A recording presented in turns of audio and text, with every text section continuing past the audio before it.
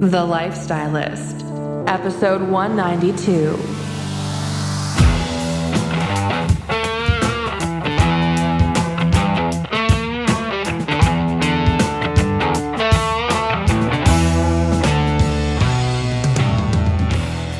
I'm Luke Story.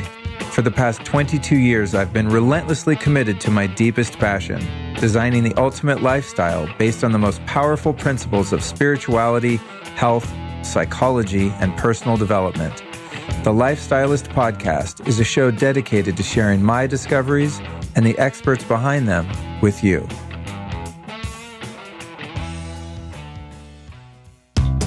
All right, here's the deal, guys. I've been into the health and wellness scene for 22 plus years now. I've seen a lot of different supplements come and go, a lot of different devices and modalities come and go.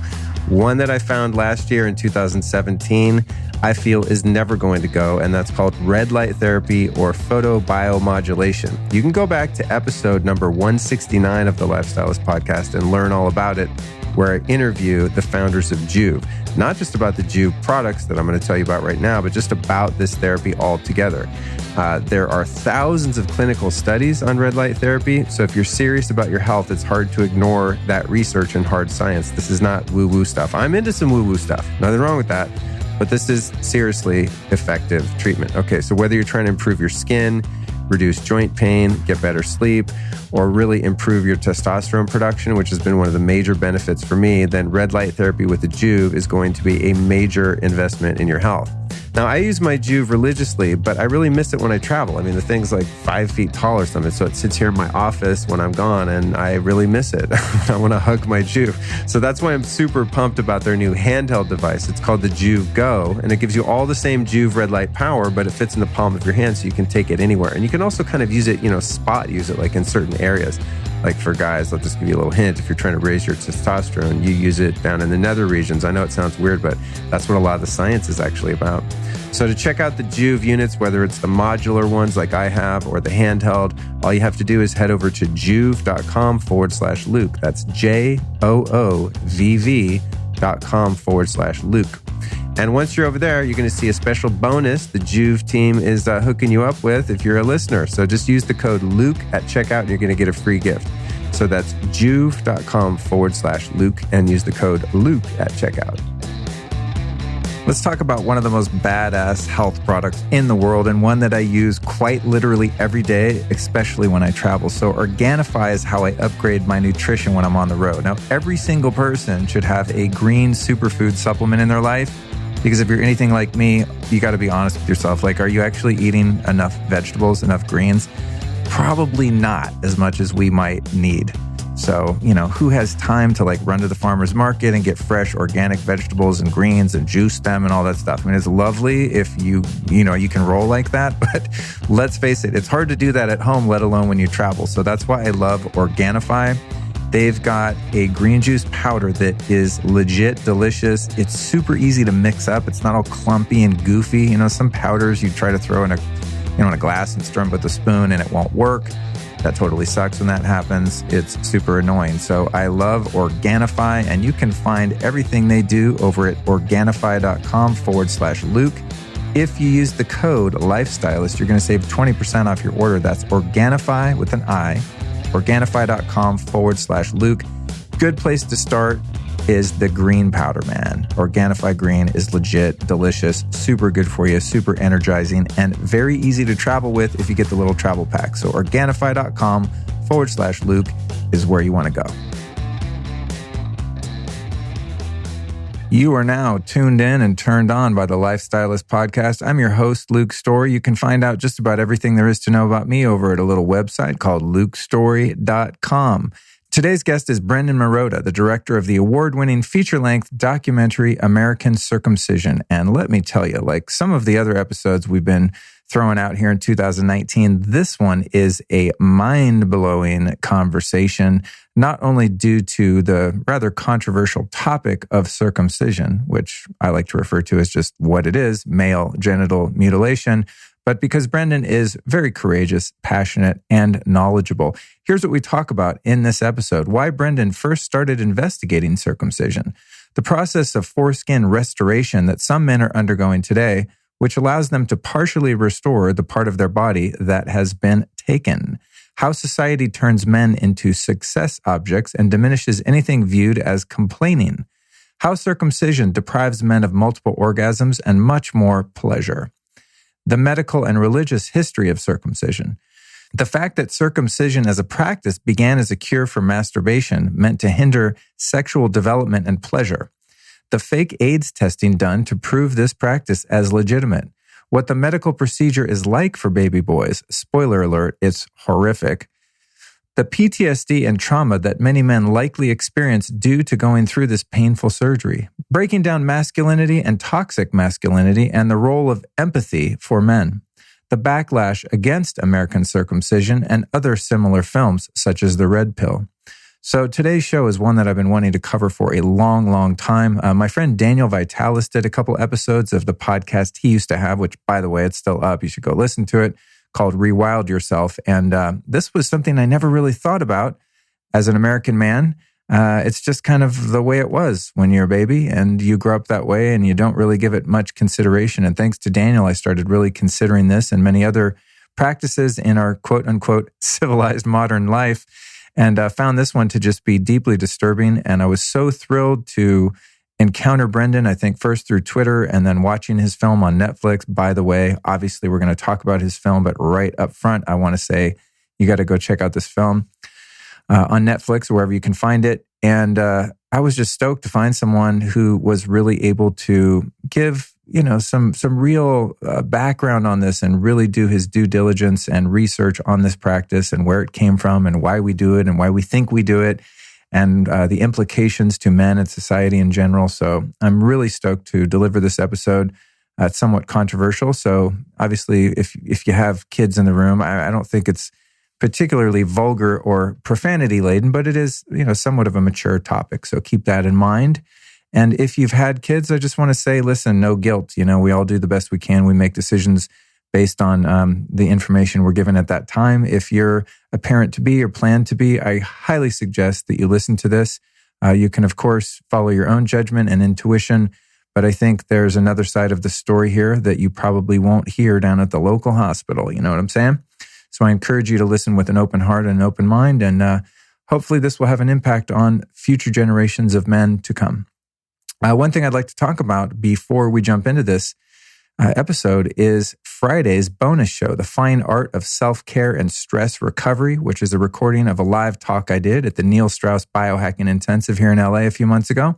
And that's where I give every little secret of everything I do to take care of myself in this wild and crazy world that I live in. And I think there's going to be a lot of benefit there. So that's a bonus bootleg broadcast this Friday. Then next Tuesday, none other than Neil Strauss himself will be here on the show for like a 2-hour podcast all about raising conscious kids, the new parenting paradigm. Neil's not only a great author and a great guy and a good friend, but he's one of the best parents I've ever seen in my life. Like he's literally obsessed with being the best dad ever. And it's really encouraging and inspiring to me. So I bugged him until he finally let me sit down and just ask him everything he's learned so far in the first couple of years of raising his boy 10. And that is one you don't want to miss. If you don't want to miss any of these episodes, it's real easy. Just subscribe to the podcast, and each and every episode will be magically downloaded to your device or computer.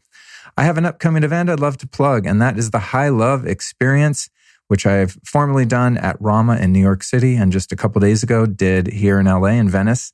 And very well received, super fun, super lit. And now I'm taking this little road show to Miami. That's right. Saturday, March 30th, I will be at Sacred Space Miami. So if you're on that coast, please come say hi and spend some time with me and a bunch of other fantastic Lifestylist podcast listeners. If you want to get your tickets, do this. Go to lukestory.com/events. That's lukestory.com/events. And I hope to see you March 30th at Sacred Space Miami. And without further delay or further ado, my friends, I welcome to the show Mr. Brendon Marotta.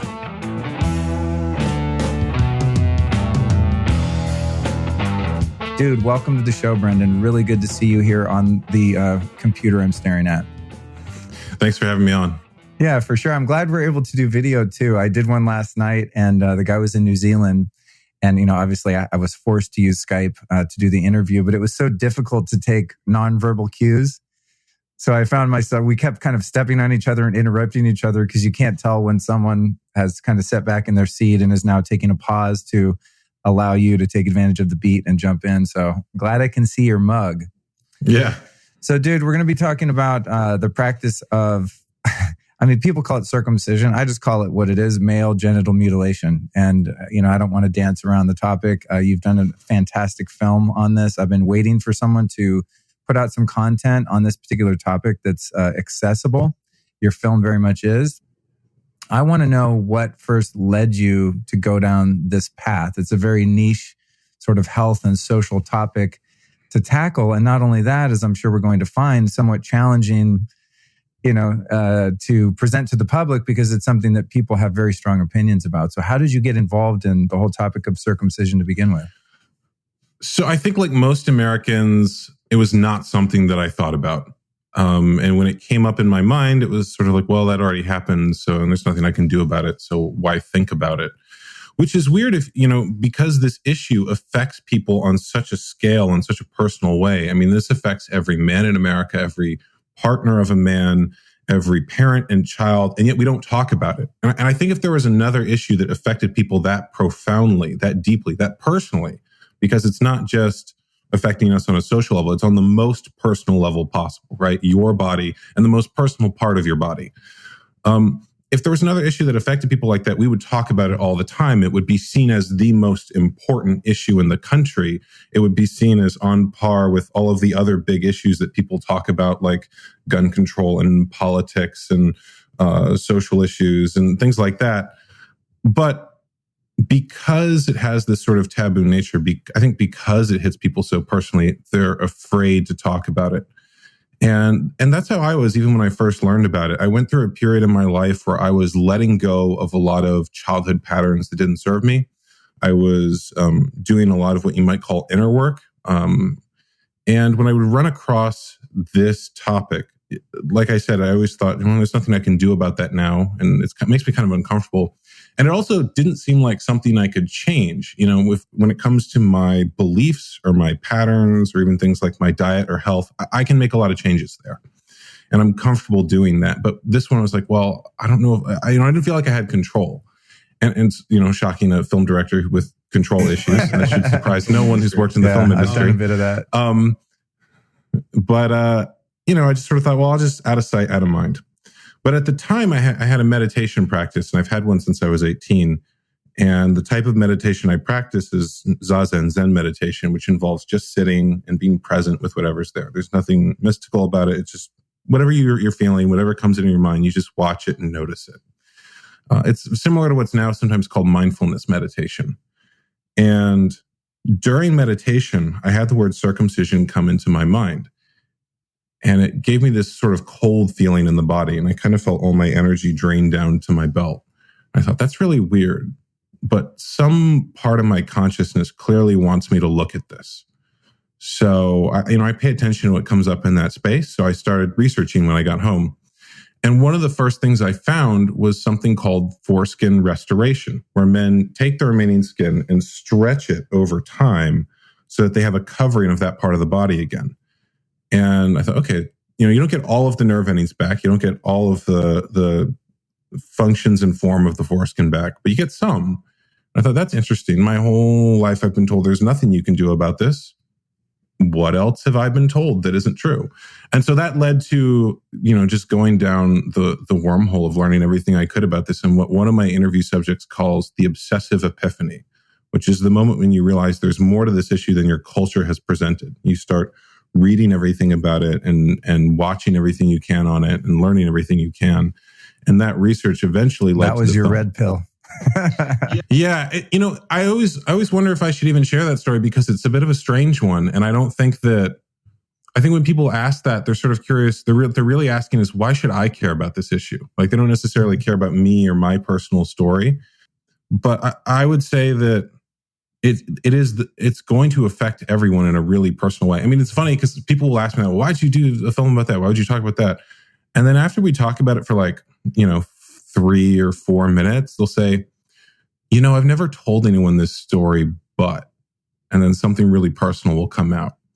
Or, I bet you've never heard anything like this, but, and then something that one of their friends had told them will come out. And what was interesting as I started working on this film is that a lot of people would tell me the same stories. And they didn't realize they weren't the only one who felt that way, or they weren't the only one who'd had that experience. And so some of those stories are represented in the film, but I think that people have feelings about it. They've just never been given permission to share or talk about those feelings. And so part of the goal of the film is giving people permission to share their story. And just so you know, I don't think most people listening to this podcast would find the method by which you came about this realization strange. I interview a lot of meditation teachers and talk a lot about metaphysics and spirituality. And I think it's quite common that we have these awakenings and epiphanies at different stages of our spiritual development. And to me, that's kind of the whole point, is to get a more zoomed out, comprehensive perspective on the human life experience. I had a similar kind of thing. My first kind of red pill moment, which just, is obviously for those, well, not obviously for those that don't understand, otherwise they wouldn't explain it. But from the Matrix, it's like, once you know this, there's no unknowing it. And for me, it was back in 9/11 when the first little YouTube videos started coming out about the 9/11 plane wrecks and all this stuff. The very first one was just about the Pentagon. And it was like, hey, have you ever noticed that there's no plane at the Pentagon? I was like, yeah, there is. It was on the news. Of course, the news said that a plane crashed there. And then it's like, yeah, but did you ever see the plane? And so on and so on. And it was maybe a 12 or 15 minute video. By the end of it, I'm going, what the fuck? There's no plane there, and you can go back and research this now. And, of course, if you're like a 9/11 truther or get one of those labels, people think you're nuts. But if you really look into some of these historical events or just cultural phenomena, you find, oh, wow, the story is a lot different. I don't know what the answer to the story is exactly, but I know that the official narrative on so many things is actually just incorrect or incomplete, or in some cases, deliberately misleading. So I totally understand that perspective. And I think I was just born with a really curious mind. And so when I come across something like this, where there's some degree of deception or misinformation, I become also pretty obsessed about sharing these things with the audience. And that's one of the purposes for me of having the podcast, is just saying, hey, let's take a look at something without just blindly going along with it. It's part of my rebellious teenage rock and roll punk rock kind of attitude that I haven't let go of at 48 years old. And part of it's just like, God, so many people in human history have been harmed because they went along with the status quo and didn't question authority. And so I like to consciously, hopefully, question authority and look at things from a different angle. So I totally get that perspective. And I applaud you for having the courage to tackle something that's so taboo that people don't want to address. And there's another thing about it too. And then, obviously there's much more to cover from your end, but I've noticed recently as your film started to get more traction, it just hit Netflix, a few days ago, which congratulations. So I follow you on Twitter and you've been saying, hey, my film's now on Netflix. It's awesome. I'm getting, a lot of reactions, some positive, some negative. And I'm looking at like the comments on your posts, and it's so strange because you'd think that, I don't know what you'd think, but I think because men are the ones that are directly affected by this particular practice, that men would be like, oh my God, I'm on board. This sucks. We shouldn't be doing this, and kind of take the side of the anti-cutting movement, and that women would be sort of neutral about it. And what I've noticed just as an observer is that women seem to be like, oh my God, this is horrific. We must stop this now. And they're really taking the side of these baby boys. And a lot of the people that are negatively reacting to it are men and are kind of like, oh, don't be a wuss, like whatever, it doesn't hurt. You don't even remember that shit. And I'm going, why are the men in defense of something that is so directly, such a direct assault on their gender? It's just psychologically so weird. And to me, it's almost like, it's kind of like a Stockholm syndrome thing. But I haven't got my head around it because it's only been a couple of days since I've been observing this phenomenon on Twitter. What's the reaction to the film been like? And is my perception correct in that it's more men that are not on board with this perspective that we shouldn't be doing this? So I'm going to wind my way into answering that, because I think to understand why people do certain things, you sometimes have to look a little bit below the surface. I'll preface this with, I'm not a 9/11 truther. It's not really something I've explored. But I have a lot of friends who have all sorts of different perspectives on things like that. I have friends who believe in, really strange UFO conspiracy theories, or people who are very politically right-wing or very politically left-wing. And I'm comfortable talking to people who have a different perspective than me. But one of the things I've noticed with this issue is that when you share a different perspective, people will get very defensive. And you'll see the shoulders start to raise up, or you'll have men feel the need to blurt out, well, I'm fine with my penis. Like, it just comes out really quickly. It's just like a squid shooting its ink as a defense mechanism. And it's always like, I'm like, I didn't ask you about that. That's not really something I was thinking about. That's not really if it's something I wanted to know. But I think it comes from the fact that certain information challenges people's ego structure in a certain way. So if you have a belief that your self-worth, that your masculinity, that your value as a man is in some way tied to your genitals and your body.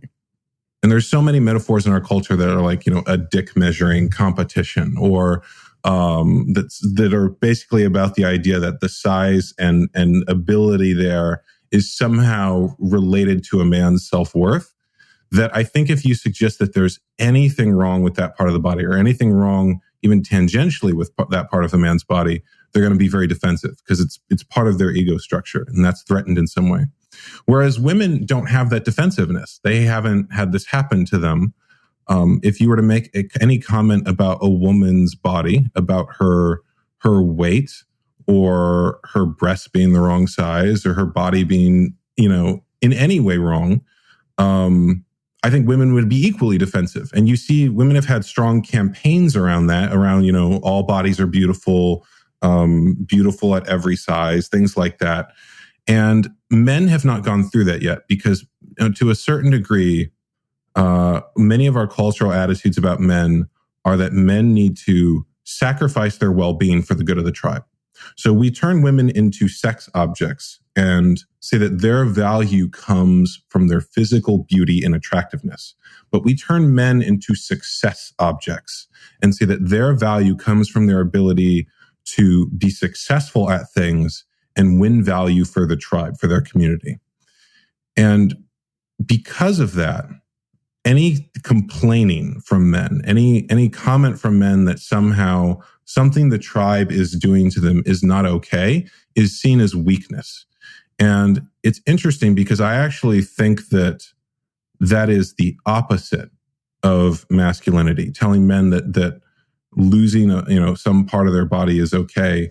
I think that there's an incredible bravery in men being willing to stand up to their tribe and sacrifice their emotional safety for the good of the tribe.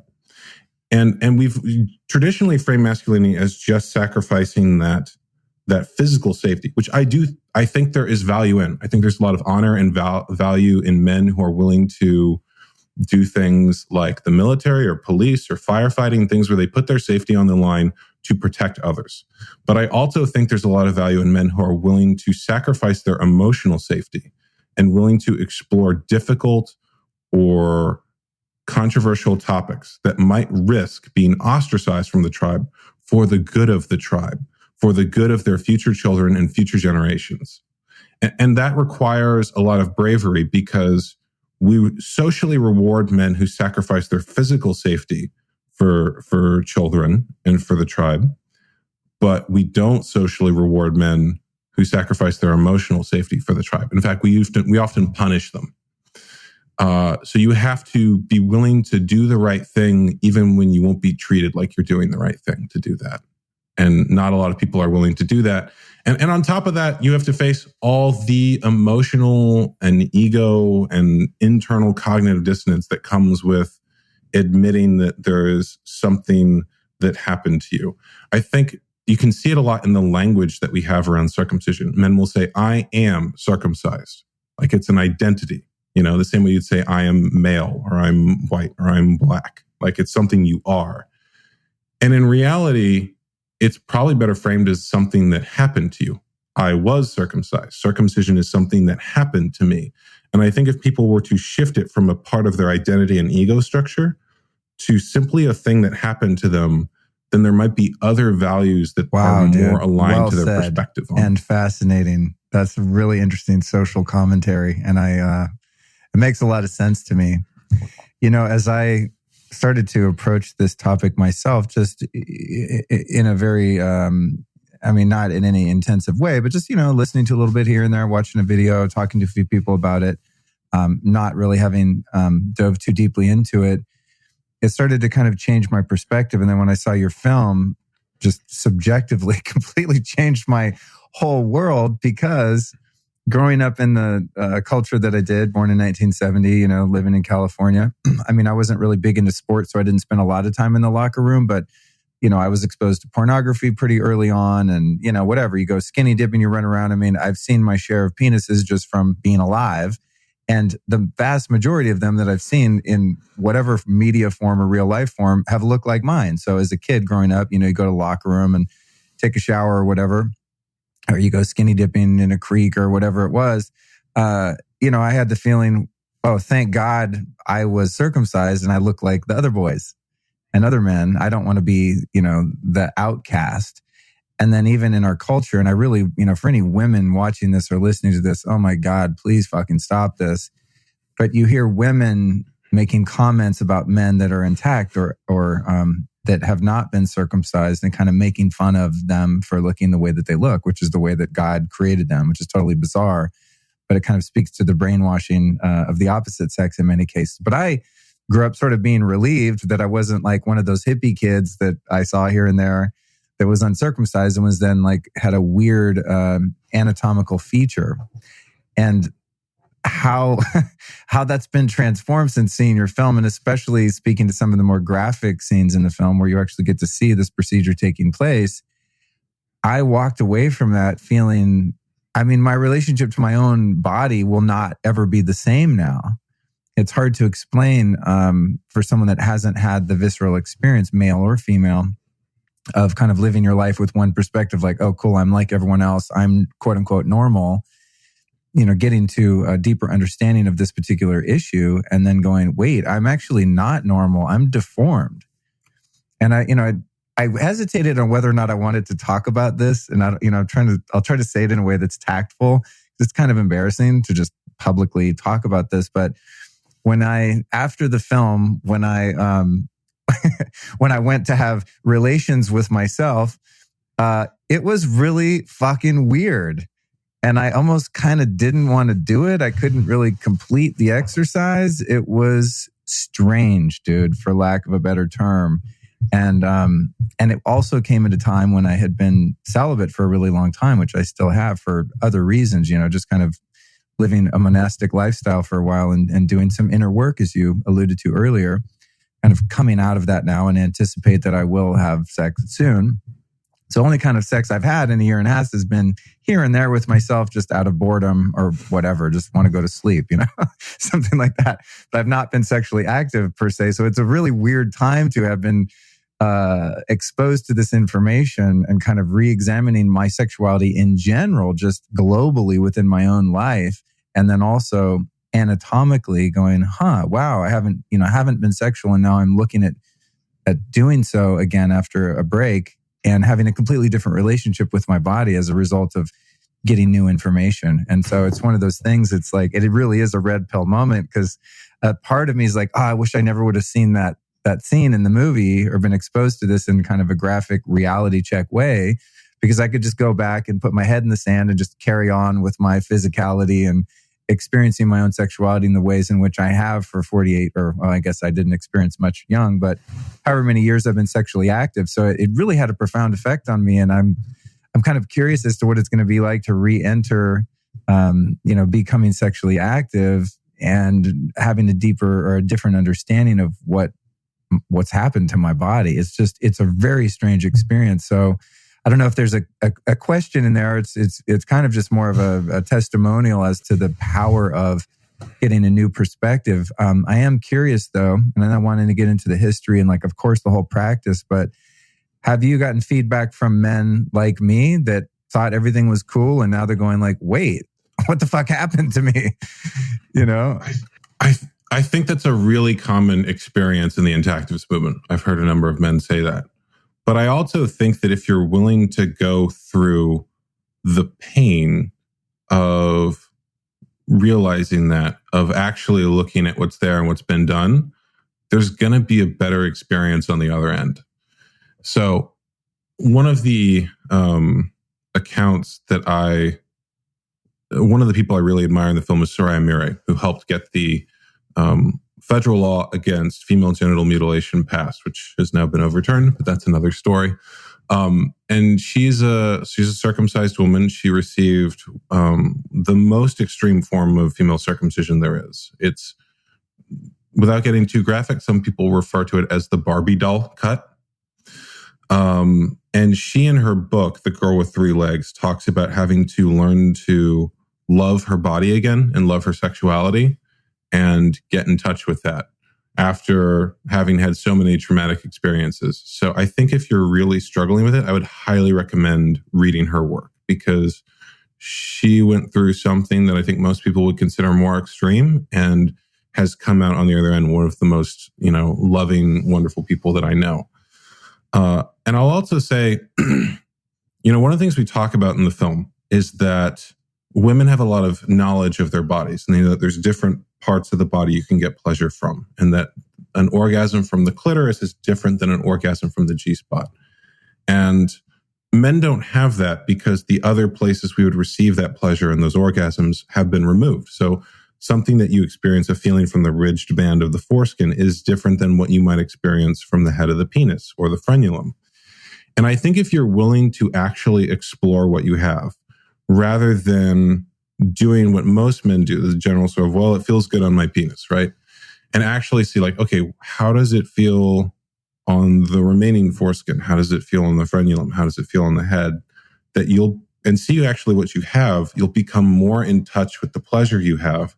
And later, when you find acceptance around your body, around what you have, then you'll be able to experience more of what's there. And yes, it is less than you might have had if you had been left intact, but you'll be more connected to it and more in touch with it. But in order to do that, I think you have to be willing to feel whatever trauma or pain there might exist around what actually happened. I mean, this is the healing process, that you have to fully accept what's there, and then do what you can to shift that feeling and perspective while fully accepting it and being fully present with it and being okay. That's the other thing about the healing process, is that you have to be okay with it, feeling the way that it feels for as long as it needs to. People don't heal if you're with them okay, I'm going to be present with your feelings and change. Why are you not changing? I'm being present with you. You need to change. I'm feeling a little judged right now. So I think if you're willing to be present with it, it's better. And that's been my experience, that I feel like when it comes to my body and sexuality, I feel more connected to it now. Because if you've experienced any kind of trauma, there's a tendency to disassociate from the body and to not be fully present in it. And if you're willing to feel what's there, the bad parts, you're also able to feel the good parts more as well. Any type of trauma that you're trying to overcome. I've experienced that on different levels. So thank you for reminding me of that and helping me to apply that to this situation. I mean, I think that's kind of what I'm doing. I've gotten a little more used to the idea, but there was definitely an initial shock of looking down, kind of what did I do? What do I do with this? Right. Let's get into a little bit of the history here, because as I've mentioned this, I was actually speaking to a couple yesterday, some friends of mine. One is a man from Denmark, and he didn't really have a lot to say about it. But the other woman was from Morocco, and she was Muslim. And she's explained to me how this happens in her culture, where if I got the story right that she was telling me, her accent was a little thick, but she was saying that it's months or even a few years into a boy's life in her culture, at least in her family, where they'll take the boy away and pretend like they're taking him on, a fun little trip or to go shopping for toys or whatever it is, go have it done and then bring him back. And they trick the women in the family into, they don't want to alert the women that it's going to happen because the women will fight against it. And the men just take the boys away and go do it and come back. And, she said, yeah, it's part of my culture, but I always thought it was really messed up. And it's traumatic for the mothers and the aunties and the grannies. And all of us women are going why the hell are we doing this? So it's interesting to talk to people about it. But even though she personally wasn't a fan. She's like, well, it's a religious thing, so you can't touch that kind of, And I think some of the pushback I've got when I bring it up, right now, I have a couple friends that are pretty devout Jews, and they're just like, what, are you kidding me? Of course you do that. It's not even like an option to talk about it.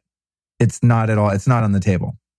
It's just, and I said, dude, because one of them recently got married and wants to have kids, and another one, and they both have Jewish, Jewish girlfriends or fiance, and the other one has a Jewish girlfriend, and I've talked to him about it, and he wants to have a family and all that. So I'm like, are you going to circumcise? And they're like, yeah. And I go, dude, do you know like how fucked up this is? And they're just like, what are you talking about? It totally is not. We can't have the conversation. So I'm not a controlling person, hopefully, so I'm going to let them do what they want to do. But I do like to just introduce people into a different perspective. So historically, in terms of, I guess let's cover kind of the religious end of it first, and then talk about the medical end, which is fascinating because from your perspective of your film, the medical end doesn't seem to have any validity whatsoever. So give me a little bit of the history as it pertains to the religious practices. So you're right that in Islam, it's usually done when the child is older, around age 6. And it's often on both men and women. So female circumcision is very common in the Islamic world. And there are no cultures that practice female circumcision that don't also practice male circumcision. Hearing those men speak, it's a different wound. It's a different wound when you can remember the experience. And there's often this really deep feeling of betrayal of, I thought you guys loved me, and then you did this thing. And so they have the experience of having their family be very loving to them up until age 6. And then this thing happens and it's like, whoa, what was that? And it's often treated as a celebration. So there's this mismatch happening of what the child feels versus everyone around him. Like, yay, we're so happy for you. You're a man now, And in Judaism, it goes back to Abraham. So the story in Genesis where God tells a 99-year-old man that he's going to give him lots of progeny if he does this act of sacrifice, essentially. And in the context of the Jewish story, the biblical story, it is a blood sacrifice. So it's a time period when they would sacrifice animals to God. They would have a temple and they would sacrifice things later in the biblical story. And so this is to be performed on every male child and your slaves. And it's interesting because when you look at, people say you absolutely cannot question religion. You cannot question that statement if it's in the book and you have to do it. Christians don't have to do it, by the way. Christianity is very much against circumcision, but modern Christians don't know that. But they say, well, you absolutely cannot question this text. But in the verse that says you should do circumcision, it also says you should do the procedure to your slaves. So in other words, the verse is saying, we all know slavery is good, but let me tell you about this new idea we have, right?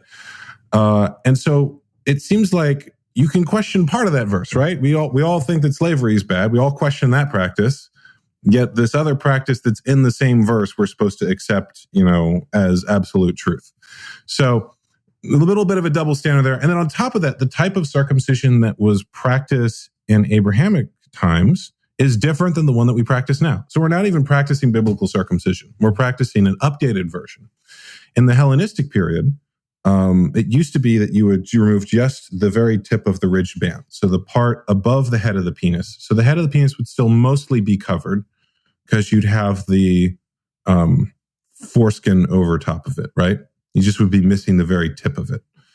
And in the Hellenistic period, there were Jewish men who wanted to compete in Roman athletic events. And so Roman athletic events were done in the nude. And these Jewish men wanted to fit in with the intact Roman men. And it would have been seen as lewd to have the head of your penis exposed in these events, because the only time that would happen is if you had an erection, right? So they would pin the remaining foreskin forward so that part of the body was covered. And the rabbis did not like this because the whole point of circumcision is to differentiate Jewish men and make them look different in some way.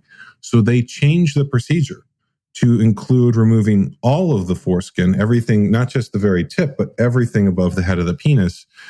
And that is the procedure, the version that was later adapted into the American medical practice. So when people say, well, you have to do circumcision because it's in the Bible, the version of circumcision that we practice today is not the version that's in the Bible. It's not the version that God told Abraham to do in the story in Genesis. And on top of that, there are people who will say, well, you have to do it because I'm a Christian and it's in the Bible. And in the New Testament, the Apostle Paul calls circumcision an abomination and genital mutilation and says you don't have to do it.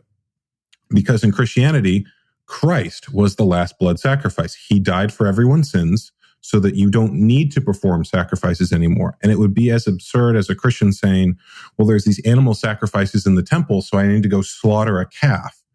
The whole point of Christ's death is that you don't need to perform ritual sacrifices, and you certainly don't need to perform ritual blood sacrifices on your children, which is what that is in the Genesis story. So there's a lot of misunderstandings, not just about circumcision, but about even how it relates to the Bible, how it relates to religion, and the whole process. And on top of that, Judaism, I mean, we could do a whole podcast just on the complexities of Jewish theology, but there are movements against circumcision within Judaism. There is something called the Brit Shalom, which is a version of the naming ceremony that does not involve cutting. There are a lot of Jewish scholars who have made arguments that it isn't something that Jews need to do, that we don't still practice the slaughters and animal sacrifices in the temple.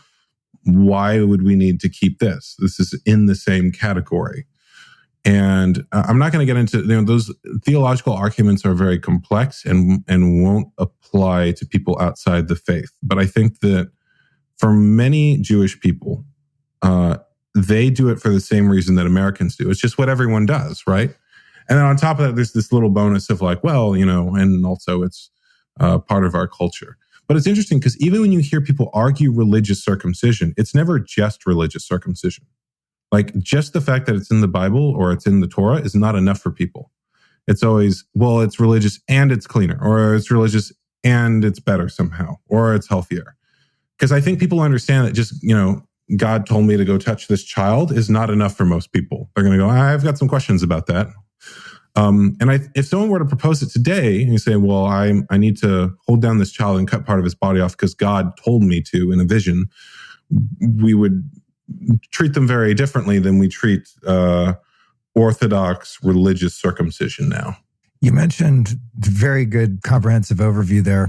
You mentioned the practice of circumcising slaves throughout history. And I'm guessing that would be having to do with having them not fornicate, but rather keep working. Because if you're cutting off the pleasure centers of males and or females, there's going to be less sexual activity. In terms of the history in slavery and the history in religions, is there a mechanism of control at play there where you're going to derive less pleasure and be less prone to running around masturbating all day, and instead of being a good altar boy or whatever, is there an effort to control the human sexuality there that is present as well? So different people are going to give you different theories on this, but there absolutely have been scholars throughout history who have said that the purpose of circumcision is to reduce male sexuality.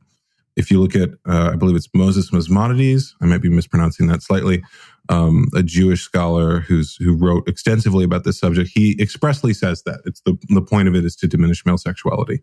And if you look at the origins in American medical practice, it originally was to decrease male sexual pleasure.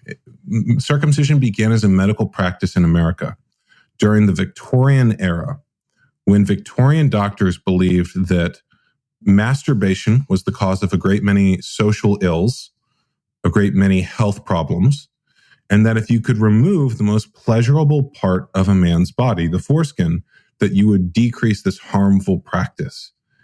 And so circumcision began as a cure for masturbation. And it was very deliberately to harm the child's future sexuality and decrease the amount of pleasure he could feel. So at least in America, that was the origin of it. And that narrative just dropped out after the 60s because they were still practicing it. But after the 60s and 70s, sexual pleasure was a good thing, right? There was the sexual revolution. And so now that wasn't good marketing. And now they just said, well, doesn't seem to make a difference at all. Even though they're marketing, they're not just their research, but their marketing for the previous years had all said it's designed to reduce sexuality. Oh, that's interesting. One of the most impactful parts of your film was the guy who, I forget his name, but he's sort of a speaker, performance artist type of character, and apparently demonstrates and explains how he's able to have all of these different types of orgasms because he's intact. And hearing him describe the experience that he had, I'm going like, I've never felt anything like that. I have no idea. Multiple orgasms, all different types of orgasms, akin to what a really tuned in female would report, being able to have, as you said, not only clitoral orgasms, but G-spot or cervical orgasms, et cetera. And he sort of explained his anatomy in the same way. And I'm sitting there going, damn, that sounds awesome. I'm never going to have that experience. What do you happen to remember that guy's name? The one that people can look. So you're Glenn Callender in the film, the Canadian Foreskin Awareness Project. And yes, he is able to do that. And there's video of, it's funny because a lot of people say that's not possible. Like, well, there's a video on the internet if you're really curious, if you really actually want to see that. I don't show it in the film for your more, you probably don't have a lot of people who are squeamish about sexuality watching your podcast, but for those who are, it's not on screen, just FYI. But yeah, it's similar to women. There are women who can't orgasm, and there are women who can have dozens of orgasms. And it just depends on how tuned into her body a woman is. And I don't think a lot of intact men can, because we don't talk about the male body. We're not aware of it. We don't actually explore it that way. And when men do, for most men, at least in the West, in America, there's a scar on that part of the body that changes the experience in some way. And I do think that there is some possibility of getting that back, in the sense that, there's people now who are talking about so there's foreskin restoration, where men stretch the remaining skin over time. And the men who've done that report that they're able to have full body orgasms again, that it is a very significant difference. There's one man who's sort of a legend in the foreskin restoration community who was circumcised as an adult. So he'd had sex intact, got circumcised, and then realized the difference and restored his foreskin, stretched it over time. So he's had sex all three ways. And what he said is that circumcision, or that sex intact was a 10, circumcised was a 3, but restored was a 7. So those complex nerve endings in the ridged band and in the foreskin you can't get back, but you can get the covering back. And that covering comes with the gliding ability over the head of the penis. And so there is a significant difference. There's also now people talking about what's called foreskin regeneration, which would be using regenerative medicine and stem cells and things like that to regrow the part of the body fully. So there's been people who've had their finger cut off or even their hand cut off and regrown it with stem cells and things like that. There's a new regenerative medicine field. And so people are talking about, well, why couldn't you do that with the foreskin? It's even a really good opportunity for people who are interested in the technology to test it, because there's not a lot of amputee victims you can test this on, but there's a lot of men who've been circumcised, right? And I think that not only is this technology possible, but I think it might even already exist. There's a team in Hong Kong that regenerated a female vagina fully, the whole inside of it. There's a lot of people who are doing research like that. It's just not FDA approved, clinically tested in the United States. But I'm fairly certain that technology is already out there now. But men are only going to get that when there's enough collective consciousness and interest in the technology to bring it to market. And so I think that similar to the healing we talked about earlier, if men are willing to feel their feelings around this issue and speak out on it, they'll get maybe even the full healing they want and actually be able to experience that part of the body again.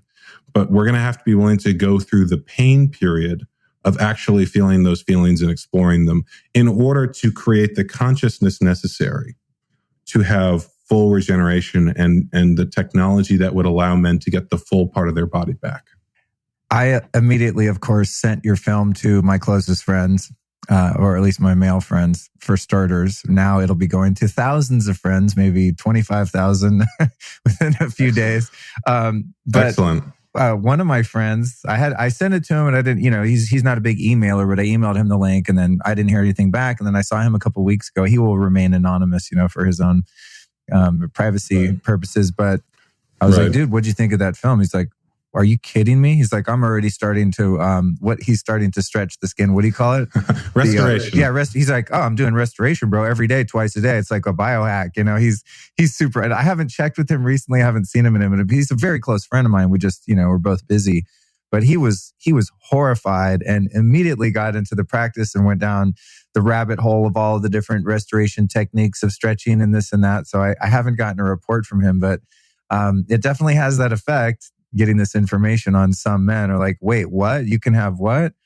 One thing that I was curious about in exploring this was, again, as I said, I think just growing up in the 70s and 80s, and I remember when the Betamax was invented, and then of course the VCR. I was exposed to pornography early on because I was a mischievous kid and would rifle through everyone's parents' shit, and if there was porno tapes in there, I would watch them, And so of course, subjectively, I've had a wide variety of different types of sexual experiences, from very intimate and loving and slow and sensitive types to full on, banging it out.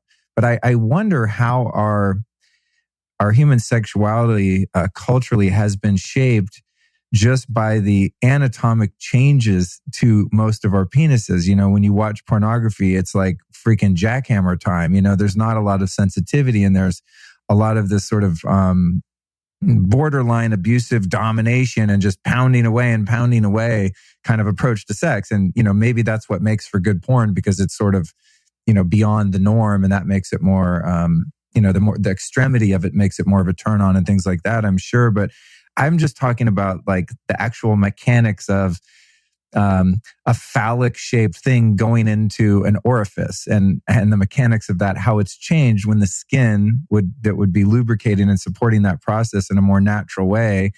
I wonder how much our sexuality has been changed, the way that we think about intercourse and the way that we do it because of the lack of sensitivity. I think that our sexuality has absolutely been changed by this. It's hard to extrapolate how much of that has happened in porn, because porn is obviously not real. There's a lot of things that porn actors do that are not, that even they will say, doesn't actually feel good, or this isn't the way that you would want to have sex. It's just what looks good on camera. Right. Like slow, passionate lovemaking would probably make for horrible porn. Let's be honest, at least from my perspective, Right. I think there actually is a genre of the porn that's like that. That's for people who actually want that. And I don't even know that if porn caters to the majority of people, in the sense that,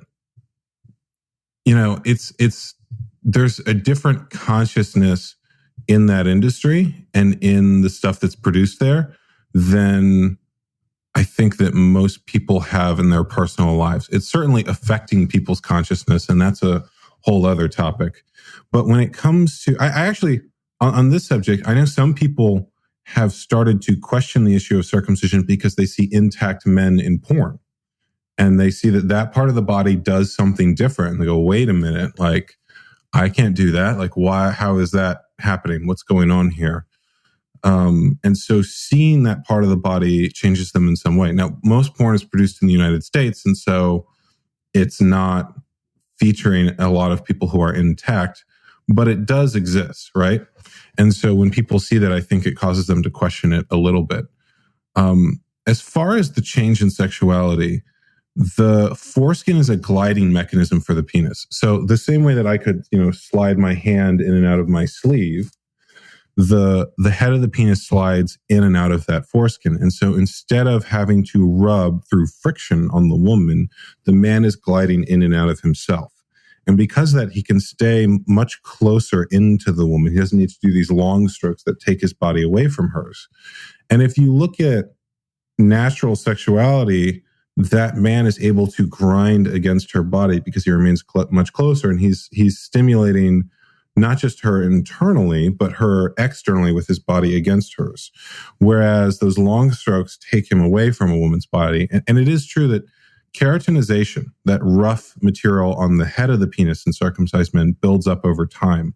So the same way that if you use your hands a lot, you get calluses on them. If the head of your penis is rubbing against whatever you're wearing over and over, then you're going to build up keratinization and a covering there. And that's also part of the reason that as men get older, they say that they tend to lose sensitivity.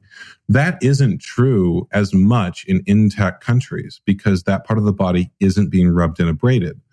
So if you're older and you're losing sensitivity, you could probably regain a lot of it by just covering the head of your penis for 2-3 weeks. Like just wear a condom for that duration of time. And I've heard a lot of older men say that it feels like it was when it was 18 for them, that it's just like that much more intense. So if you're willing to do that and sort of take that experiment, it's a significant difference, at least according to the men I've talked to who've done it. We'll be right back at you after this brief but important announcement. Now is the time, folks, where we're going to be talking about some magnetism. I want you to go over to tobemagnetic.com/Luke and visit the courses put on by my friend Lacey Phillips, who is not one, but a former 2-time guest on this very podcast. You can catch her on episodes 180 and 96, 2 of my most popular shows, all about manifesting what you want in your life. And the one that we did most recently, number 180, was like a 2-hour deep dive into her whole formula for manifestation, which has a lot to do with unblocking low self-worth. You know, that's really where this stuff comes from. We all know about the new agey manifestation courses, right? And doing vision boards and all those things. And I love all that. It's great. It's all good.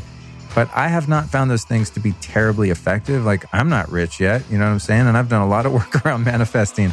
And it really has to do with using psychology and neuroscience. We've got to get in and reprogram the mind. And that's exactly what Lacey Phillips does in her courses at tobemagnetic.com/Luke. She takes you through these guided meditations and quite literally hypnotizes you to jar loose those whack ideas and experiences that you've had in your life that are blocking you from abundance, whether that be calling in a new partner, money, career, whatever it is. So go to tobemagnetic.com/Luke. Enter the code Luke to save an additional 10% off these already affordable courses that are only going to take you about 20 minutes a day, and they are going to seriously change your life. That's tobemagnetic.com/Luke. And now back to the interview. What about the health implications? Because this, you know, aside from the religious argument, which, you know, is valid, I guess, if one is fully faithful and doesn't look into some of the actual verbiage as you did. It's like, well, they're talking about a different type. And, you know, there's a lot of nuances with the omitting the slavery part, but leaving in that part and all that, which is fascinating. What about the people that go, oh, well, you're going to get gonorrhea and herpes and AIDS and, you know, the sexually transmitted diseases and all of this? It seems that we're in a much more sterile world now where infectious diseases are able to be kept at bay just by the fact that we have clean water in hospitals. And, you know, I've never had any kind of random infection, you know, like that. Is there any validity to, you know, the medical side of it in terms of just cleanliness and disease? Because the people that were interviewed in the film that were the biggest proponents and that were trying to prove that it was medically necessary were so vapid and obviously either incompetent or just really lacking in integrity and being attached to some idea for some other incentives, especially the stuff around HIV and AIDS. You're just like, are you serious? The arguments were so flimsy. Yeah, so the HIV studies were done in Africa in places that often don't have clean running water. And so they've tried to extrapolate that data and say, well, that must mean we need to do circumcision to prevent HIV in the United States, where HIV is transmitted completely differently. And there's a lot of issues with that data. And it would take a very long time to go through each study and break down the data. But on all of those, There's data to suggest that female circumcision, circumcised women, do not have the same high rates of STDs that American women do. Like you wouldn't make the argument that, well, maybe we should start practicing that. You would say, well, women have the right to make their own choices about their bodies. Even if that data was true, we shouldn't do it. And we don't frame any other part of the body that way. We don't say, well, what are the health benefits and risks of chopping off your ear or removing your eyelids? You'd have a lot less nose infections if you chopped off your nose, right?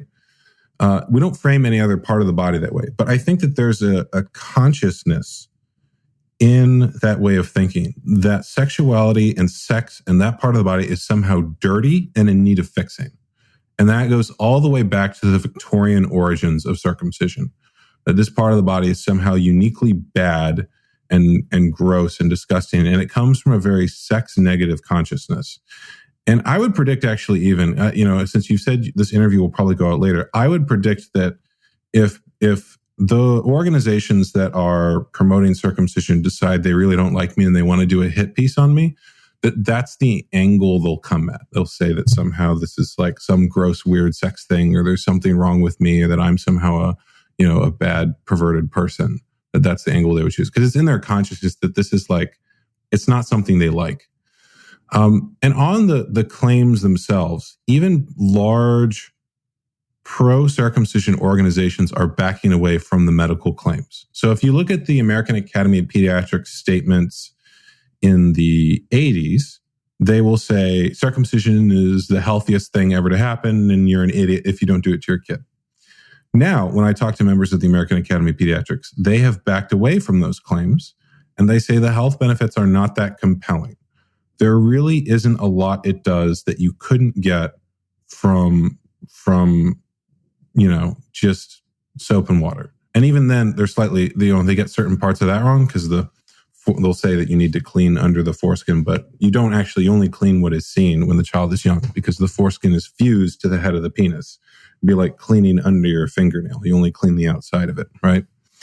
And that's a whole other topic in the film. But they'll now say the health benefits aren't that compelling, and if you go through all of those claims and really get into the data, it's really specious. And the difficulty is how many people are reading the data in peer-reviewed studies. They read a headline or they hear someone say something and that kind of goes in their mind and that's it. And then it would take a very long time to get into the data. And at the same time, the entire frame of that is in some way incorrect because we don't frame female circumcision the same way. So the one study we do get into in the film that we really go deep on is the HIV studies, because that seems to be the biggest thing that comes up. And when you get into those studies, they'll say, well, it reduces HIV by 60%. And people go, okay, that sounds great. Good. I don't like HIV. I want to stop that. And it's interesting too, because these health claims, it's whatever the biggest disease is at the time. So right now it's HIV. So that's the direction that they're going. And when you get into those claims, it's actually, that's 60% is the relative risk reduction. So relative risk, if you're outside and you go inside, your relative risk of being hit by a meteorite has probably gone down by like 1,000%. But what's your absolute risk? Well, the absolute risk of that is probably very insignificant. And the absolute risk of HIV reduction, according to these studies, is like 1.3%, which is much less compelling. And on top of that, when you get into the data, more people left the study than stayed in. And the group that was circumcised got regular health counseling in which they were told to use condoms. And they found that the group that was circumcised used condoms at a higher rate.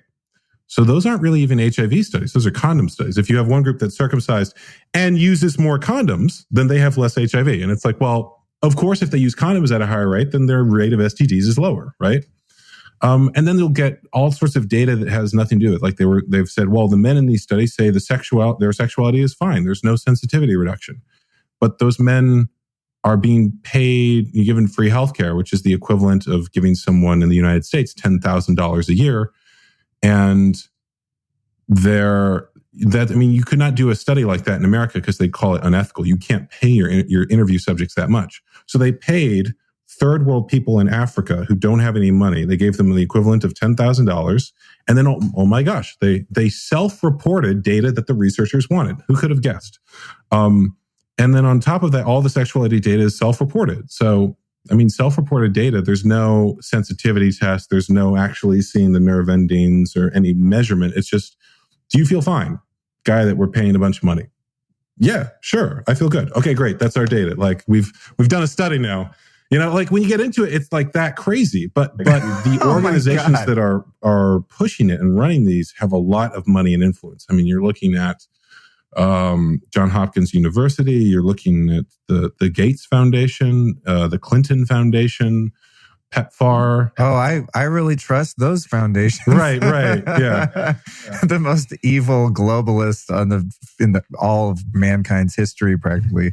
Yeah, I try not to get political on the show, but those are some creepy people to me. Well, I don't think you have to get partisan to see that groups that are putting millions of dollars into something might have a financial interest in getting a certain result in their research. Like, why though? See, I have to go conspiratorial here. Why would the Bill Gates Foundation, which are up to all sorts of nasty shit, eugenics programs, all kinds of weird stuff, what would be, I don't know if you even know or if you're at liberty to say, but what would be the incentive for these foundations to sink money into proving to the public that we need to mutilate males? Like, is it a eugenics thing so people don't procreate? Are they trying to create social strife, or or do they actually believe that it is a health risk that needs to be addressed, and they're kind of cheating and using skewed research to forward their agenda? Like, what's the incentive there? So if you ask them, they will say, we want to stop HIV and we think this is the best way to do it. That would be their stated reason. Is there something different in their hearts, a different motivation? I don't know. I am not going to speculate as to what's in their hearts. I do know that one of the major circumcision campaigns in Africa was called Operation Abraham, and was being run by, I believe, someone who is Israeli. And one of the activists I talked to pointed out, like, why is it called Operation Abraham? Like, why not Operation Stop HIV? You know, that's a very interesting focus to name it. And so I've heard a lot of different theories, including some of the ones that you mentioned, but I don't have enough evidence to conclusively say what reason they might be doing it. I just know that the data doesn't support the claims that they're making. And whether or not they're making those claims sincerely or there's a different thing, I don't know. I do know there's a lot of American medical companies that will test things in Africa because the ethics involved are a lot looser. You don't have to get the same kind of consent and regulation that you would have in America. And doing something like this certainly brings a lot of people in, that there are other possibilities of things that you could do with them if you're involved in the medical industry in some way. But again, like, you know, if you ask them, they're doing it because they want to stop HIV, and there's not enough to find out if there was a different motivation would require a lot of research and investigative journalism. Yeah, that's why I'm speculating and didn't expect you to speculate, but it's just, you know, I don't know. There's certain organizations that you watch over time and they're just always up to something shady. And someone's like, yeah, but why? What's the why? What's their why when they're putting so much money and effort into these huge, you know, incentives? It's just strange.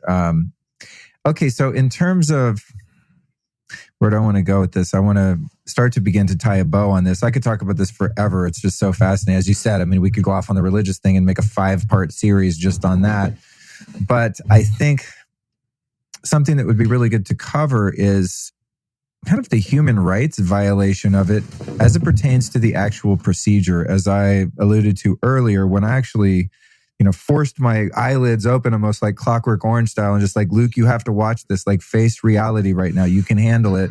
And I watched the operation, which if I'm not mistaken, was done by one of the best doctors at circumcision, who's one of the most ethical and humane guys at doing it. And even that version of it was just horrific. It was absolutely a horror show, watching this baby get just the injection, just the blood-curdling screams and the blood. And it just looked like something, quite frankly, satanic. I mean, it's just, I would never, ever want that done to a human being, male, female, any race, creed, color, anywhere on the planet. There's restraints, there's screaming, there's these weird tools that they use to peel the skin back. I mean, like, how is the medical surgical part of it normally done? If you could sort of describe that for people. How much pain are they feeling or not? The numbing agents used, etc. So even describing it might make some people squirm. And there was a Hollywood film that came out a while ago called What to Expect When You're Expecting, which is just, about parents expecting a child, named after the famous book. And one of the things I heard about that film is that in order to avoid an R rating, they could not even describe what circumcision is. That just describing what circumcision is would have given them an R rating. So I'm about to give your podcast an R rating, maybe even an NC-17 with this description. That's okay. But when a child is born, the foreskin is fused to the head of the glands. So kind of like how your fingernail is fused to your finger. And people will tell you, oh, you need to clean under there. Peeling it back or doing that is actually harmful to the child. And many doctors are misinformed. If you have an intact child, you should not let them do that. But when they do the circumcision, they first have to break that away. So they slide a probe under there and break it away, which again is like if you were to slide a probe under your fingernail and break it off. It is extremely painful, and it's the first thing the child feels. And actually, I'll say before that, even if very often the procedure is done without anesthesia. What? Up until Are you serious? Yeah. Yeah. Well, I mean, we talk about that in the film, that basically up until the 80s, doctors believed that infants did not feel pain. And even if they did, they wouldn't remember it. So they would do all sorts of procedures without anesthesia. And even now, I've heard the anesthesia rate's still only about 50%. And even that 50%, anesthesia takes 5 minutes to be effective. So if you put the anesthesia on and then you immediately start the procedure, which many doctors do because they're busy and they don't want to wait, then it's like no anesthesia. So they'll say on the chart, we used anesthesia, but they didn't wait for it to be effective. So most of these that are done are still extremely painful. And on top of that, you can't give a child full anesthesia. That would for a newborn infant, that might kill them. So then you use topical anesthesia. And the child can't really, as an adult, you can, if you get a procedure with anesthesia, you can tell the person, hey, I need more. I can still feel it. The child can't really communicate that. And so very often, even if it's used, they still feel it. So everything I'm telling you, this is felt fully in most cases. And the other thing that is strange about it is, first they rub this on, right? Or they put an iodine solution on. And when you rub the child like that, they get an erection. So on some level, this is like a shared sexual experience between an adult and a child, that they're stimulating the child this way. And I've heard that some nurses do this because it's easier to do the procedure while the child has an erection, which think about like the psychosexual implications of that, right? So they do that, then they shove this probe in, which is extremely painful, like putting something between your fingernail and your finger. And then they place a clamp over the tissue, usually what's known as a Mogan clamp or a Gomco clamp or a Plastibell. Those are the 3 most common methods, but usually it's the Gomco clamp, which places 1,000 tons of pressure on that skin. So it's clamping it to cut off circulation so that the doctor can cut it away. This is an involved 15-minute procedure. When people tell you it's a little snip, it's an involved procedure. And even though an adult might not have to sit through this or might skip this or might be uncomfortable watching it, the child can't, right? And if you look at children, they experience time a lot differently. They're new to the world. They don't know how long this is going to last. Like this is their existence for the time it's happening. They're not able to process the world the way that adults can.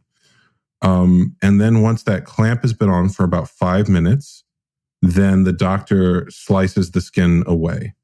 And usually there is a bloody wound over the top of the penis. I mean, that's all scar tissue above the scar line after this point, because when it's, just like if you were to rip your fingernail, well, there'd be scar tissue there. There's scar tissue now on the head of the penis. And they'll tell parents you have to clean the wound essentially for the next couple of days. I mean, that's not something I think even most parents think about or know. I've heard of babysitters or people who have friends with infants who open the diaper and there's blood in it. And they're like, what the hell is this? It's it's left over from the circumcision. A friend of mine just had his kid, I think he had his boy circumcised 6 days after he was born. Mm-hmm. Came home, took off the diaper, and it was just a freaking horror show, just covered in blood.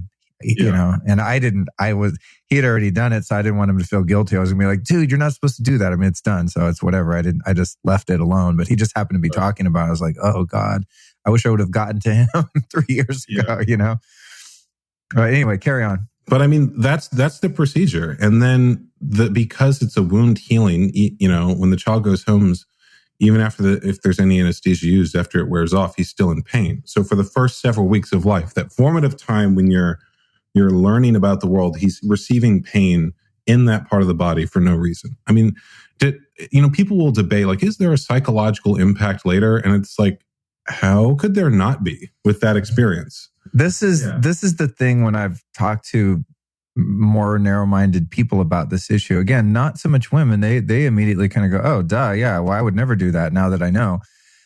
But men, one of the things they'll say is like, oh, you don't remember that. Don't be a pussy, bro. It's like this macho thing, like, oh, you know, you can handle it. Be a man. You don't even remember that. You're so young. You can't feel pain kind of thing. And I'm like, the reason that you're such a meathead and an idiot is because you were circumcised, probably. You've been desensitized not only to your own body, but just to the plight of other humans going through the life experience, you know?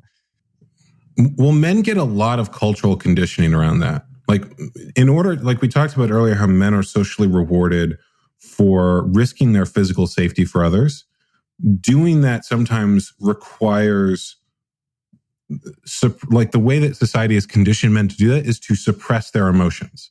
So if you go into battle as a soldier or something like that, then you're afraid. Like, there's a part of you like, maybe I don't want to kill someone. Maybe I'm scared. But you have to suppress those emotions. So in order to get men to do the tasks that society wants them to do, we condition men not to pay attention to their feelings.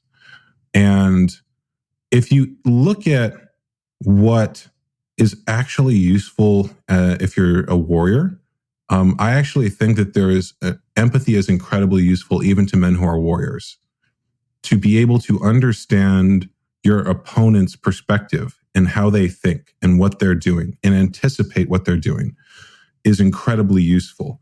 I have a friend who's really into martial arts, and he talks about how men are taught essentially to, like, stiffen their bodies. Like, you tense and you, like, grit your teeth and bear it. And if you look at martial arts, you want to be really flowy with your body. You want to be absolutely loose so that you can respond immediately to a situation. So the ways in which we condition men are useful if you're trying to get men to do something that goes against their conscience and their true self. And they're not very useful if you want whole men, if you want men who are actually in touch with their inner compass. And that conditioning goes throughout life. I mean, we tell men, to be a man and then endure other things. We tell them that on the battlefield. We tell them that throughout their life. We tell them that at work. And then we're like, oh, why are men not good at expressing their feelings? Like, what could this be? You know?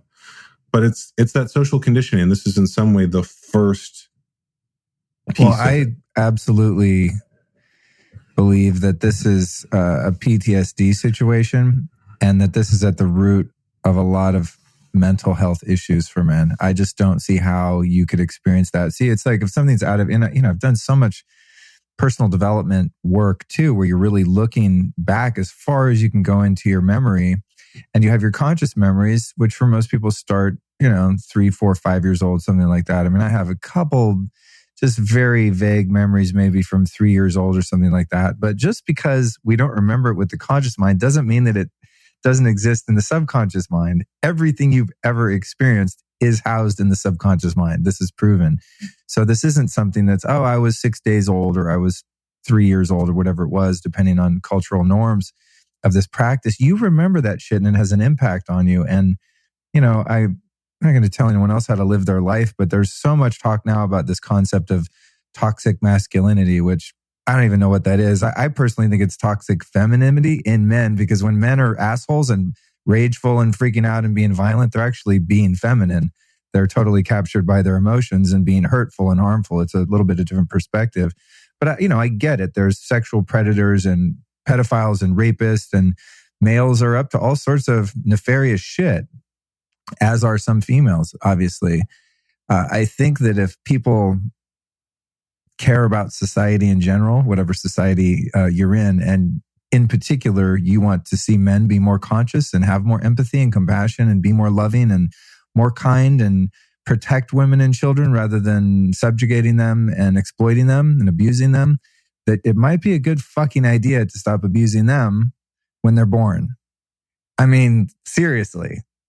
And that's why I was so excited to interview, because to me, this is a huge social issue, because I understand how the mind works. And I'm someone that's experienced a lot of trauma, man. I was sexually abused by a couple men when I was a kid, and it shaped my whole life, dude. I mean, I've been working to heal from that stuff forever. And I don't know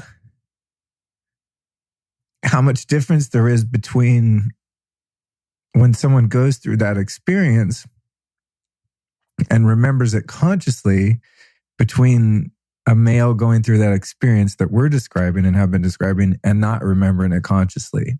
It's like double jeopardy. If you're someone that's been abused, consciously, and you remember it and you can visualize it and it had an impact on you because you were able to, process it, or a lack of processing it, I guess would be more aptly said. But it's, we have enough abuse that goes on even outside of that. So I just think this is such an important issue for people to think about, and to really, as I said when I was starting the Facebook and Instagram Live, to just be open-minded about, and not, necessarily to be resigned to agreeing with your perspective or the perspective of your film or my perspective, which is obviously very biased. I have a very firm stance on this. I'm not ever going to back down from. So if someone's listening to this or watching this and you don't agree, I would just recommend that they watch your film and they do some research and really just keep a very open mind and a broad perspective, and look at the further implications of this down the road for each individual man, and collectively how it affects our society from the perspective of men's behavior. And I really think that this is an issue that people are ignoring largely. And that once this starts to become more widely known, we will see systemically some vast improvements in the ways in which male-bodied people behave. And so if you want to, not have a toxic patriarchy and all of this kind of stuff, cool. I get it. Like, let's stop hurting baby boys. I appreciate you saying that. And I appreciate you being willing to get that personal about it. I think a lot of men are afraid of exploring this issue because they feel like if those feelings come up, that they'll never end. Like, I'm always going to feel that way. And the great thing about healing work is that when it gets better, it gets better. You probably felt the things that you felt around your sexual abuse most of your life. You just weren't conscious of them. And as you got older and you worked on it, my guess is that you're better than it was before. Oh, yeah. I mean, the more that I face it, dude, I mean, when I was 18 years old, I wouldn't have been on a goddamn podcast, right. relaying that very personal information to hundreds of thousands of people now. At some point, this will be. I've done a lot of work around it. And it's funny because I usually don't get emotional about it. I think I just feel so strongly about it as it pertains to this issue. How many men who become sexual predators are doing so partly as a result of having been harmed in this way and losing that sense of empathy and sensitivity toward other living creatures. So it's like there's a relation there, I think, to me, that I'm starting to connect, and that makes it more impactful. But yeah, I've had to face this stuff head on, and I went into a life of drug addiction for a long time, which I thankfully have been free of for many, many years. But that was the way that I dealt with it. I could not process those experiences without anesthesia. And my anesthesia was marijuana, cocaine, heroin, crack, crystal meth, you name it. That's the shit that I had to do to just be able to be in the world, and largely to suppress those feelings of shame and of guilt and not fitting in and feeling different, and anger and resentment against having been harmed. And luckily, I never became a predator myself or was violent or things like that, but I inflicted a lot of self-pain and self-injury. It was my pain was more directed inward, and I sort of just collapsed in on myself as an adolescent and a young man. And so my healing has been all about facing it and being able to just talk about it and go, hey, it's a thing that happened. And, in a weird sense, and this might be hard for someone to grasp, and this probably could be said to a degree about having gone through the circumcision torture, is that it's made me who I am today. And I feel really good about who I am.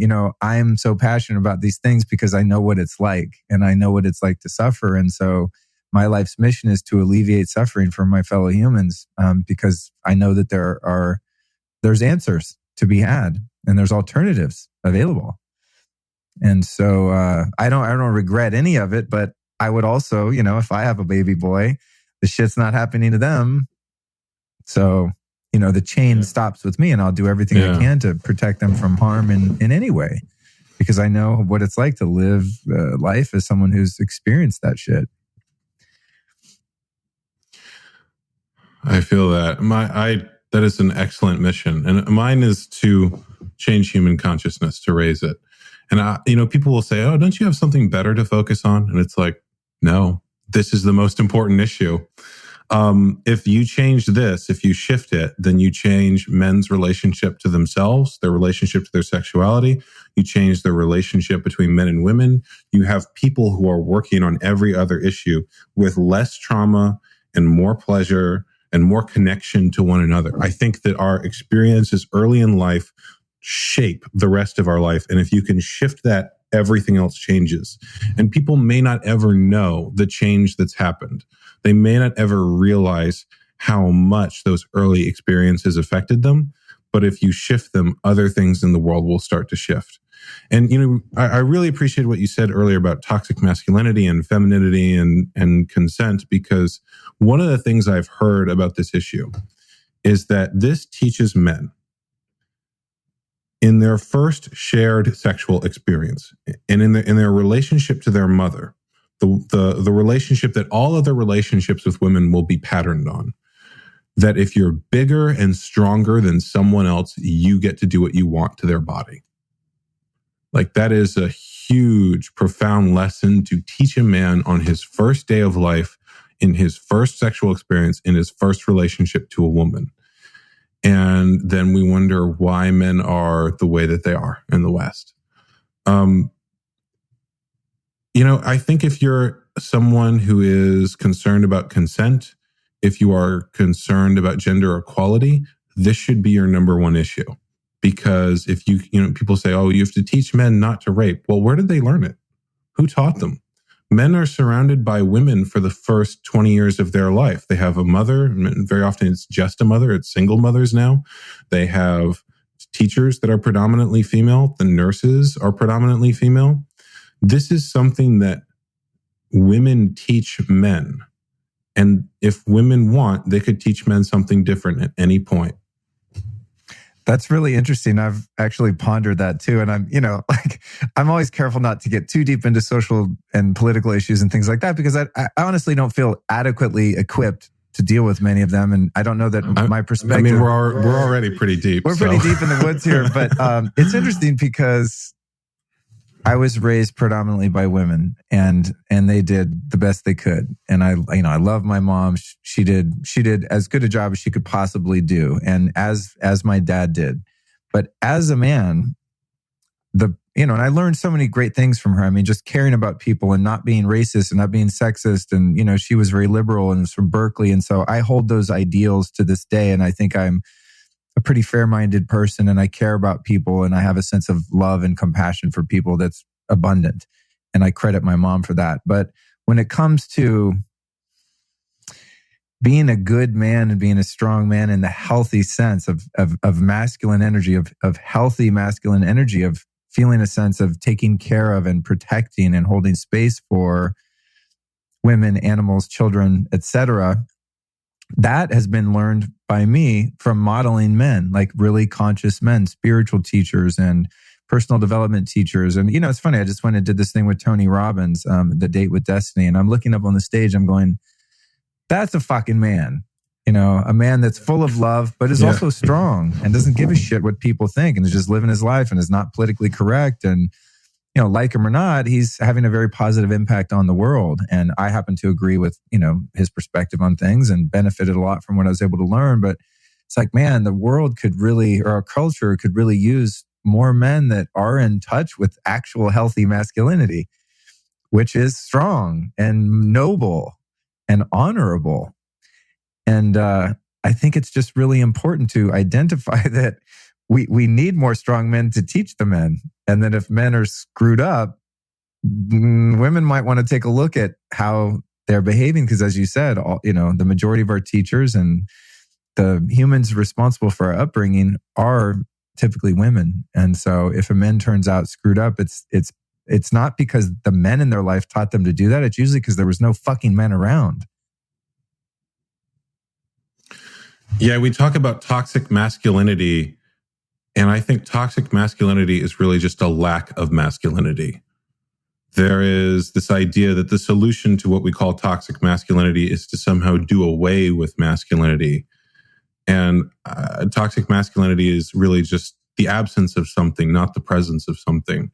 And I think the solution to that is true masculinity.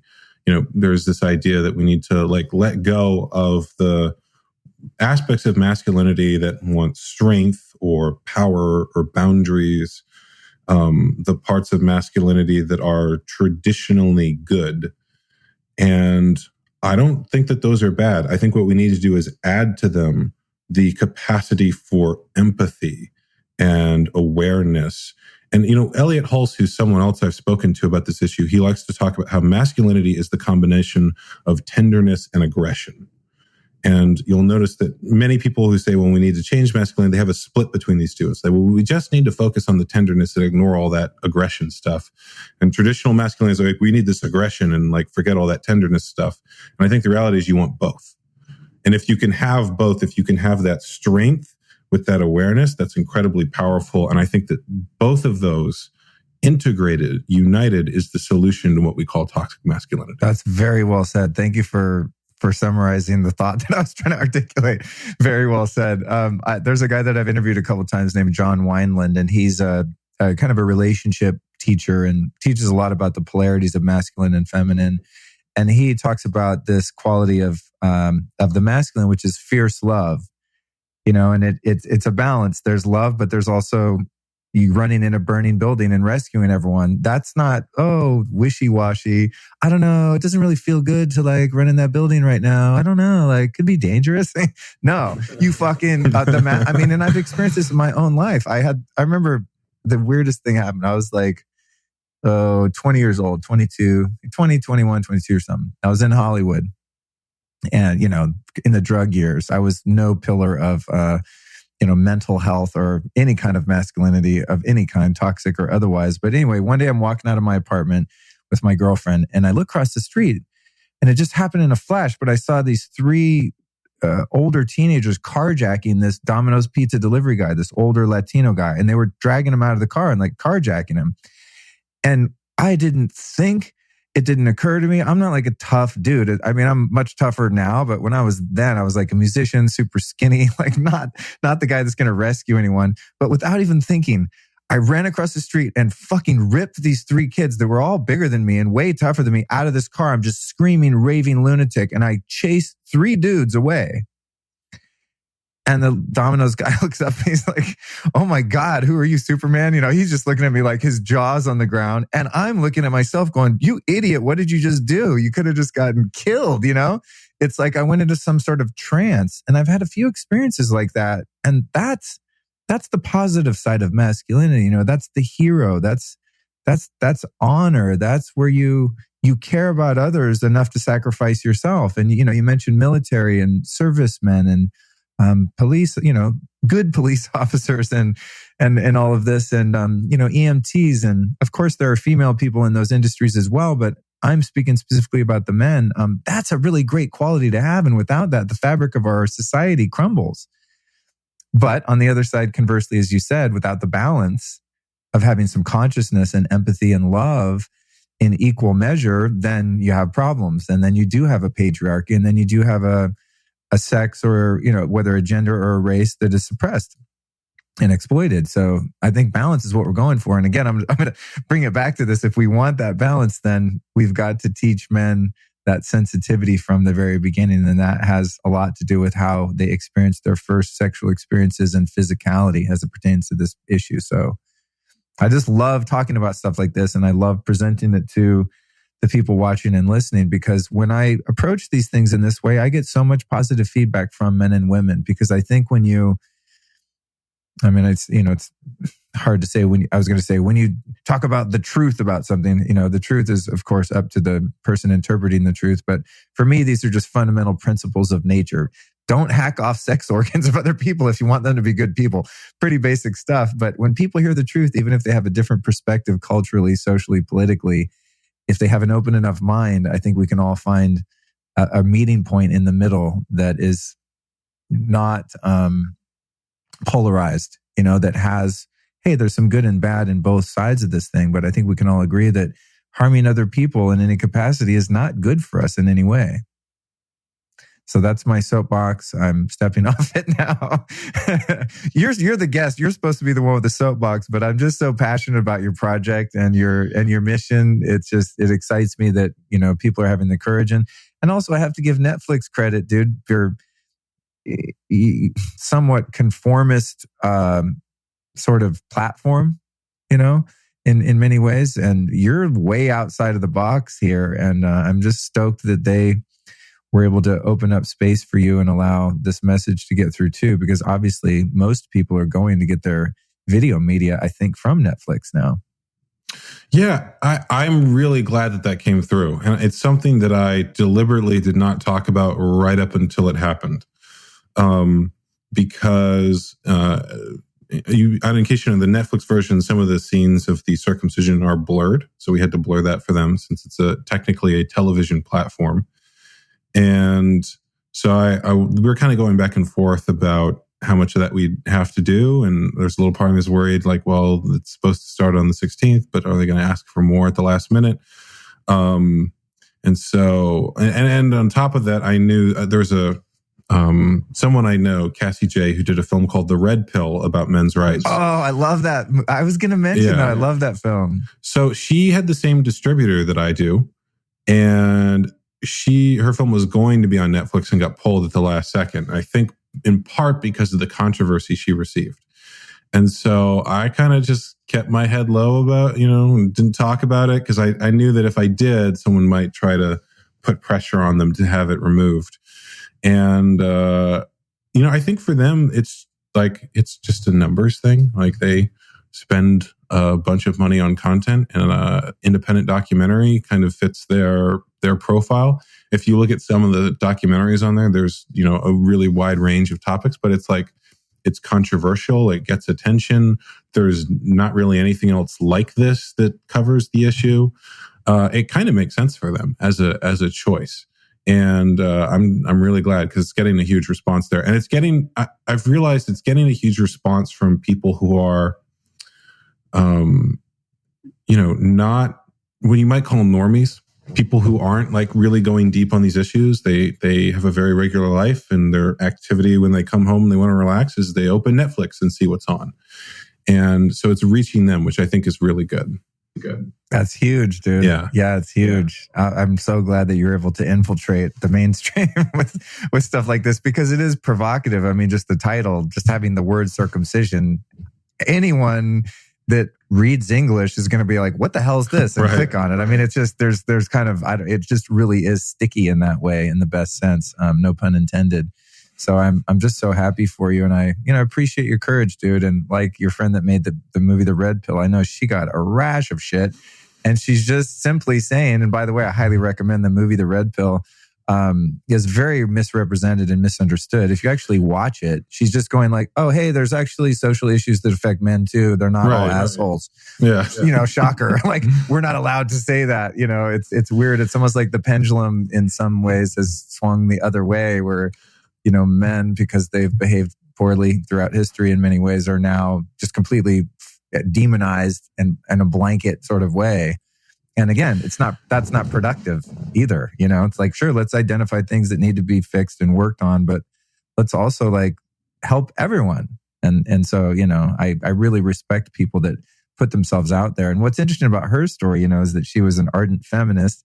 Just to give you guys a little background, sets out to do a story about this men's rights movement. And she's going to just viscerate all these leaders and people that she thinks are these misogynistic assholes. And then, halfway through kind of switches teams. I was like, oh, they actually have a good point, which is the sign of an intelligent, fully integrated person, to be able to be malleable and form an opinion once you get all of the facts and look at things from both perspectives and be able to find the value in both sides of it. If we had more of that in the political climate, we'd be a lot healthier country and cultural. We're so polarized now. It's fascinating to watch. As someone who's not, I don't have a side, I'm like looking at both sides going, you guys got a good point over here, but they have a really good point over here. And, there's very few people that are able to kind of be in the middle and be productive about it. Yeah, I think because people don't have a clear sense of tribe or community in real life, they try to find tribe or community in ideological groups. So it used to be the people who lived in your town or members of your family, that was your tribe. And now we don't really have that. I mean, you might not know who your neighbors are. You might not have a community that stays in one location a very long time. So people create these sort of weird ideological tribes. Well, like Mac users, that's my tribe. And or like people who agree with me on climate change, that's my tribe.